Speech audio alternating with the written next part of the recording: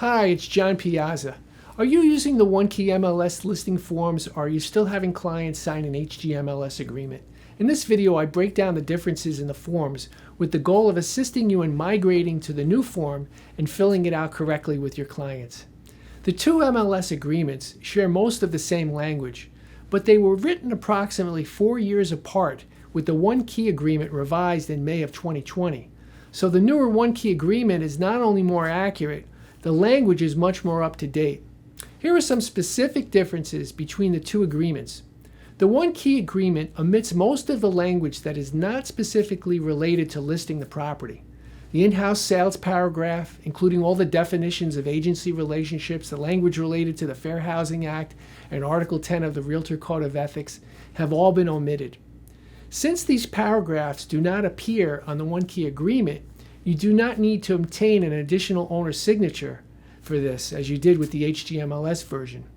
Since we already address agency and fair housing in the New York State mandated disclosures regarding real estate agency and the relationships in the anti-discrimination disclosure form, it makes sense to leave all this out. Now, not that it has any less importance, but an acknowledgement of agency does not necessarily need to be part of your exclusive right to sell. The Fair Housing Act is replaced, though, with a paragraph on equal opportunity in housing, where the owner and listing broker agreed to not discriminate against any protected classes in the sale of the property. In addition, the HGMLS had a section on who may negotiate for owners. This section has also been omitted on the OneKey agreement. When it comes to the listing period, the OneKey agreement states that there will be no marketing, promotion, sales activity, or showing of the property until the listing content has been entered into the OneKey system and made available to other OneKey participants. You'll notice that the agreement has a space for you to fill in that date. This is in direct reference to the clear cooperation policy that all Realtor MLSs are required to follow. If you have any questions about clear cooperation, you can check out the video I did on that topic. The OneKey agreement makes it clear as to not only total compensation, but also compensation for cooperating brokers.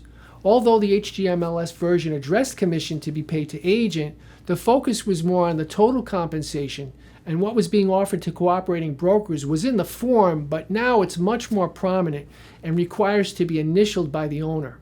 Speaking of initials, the OneKey agreement takes the lockbox and for sale sign authorizations and combines them into one paragraph along with a newly added permission to share keys to the property. Also, the OneKey form requires the owner to initial the explanation as to what an exclusive right to sell or whatever agreement that the owner is entering into with the listing broker.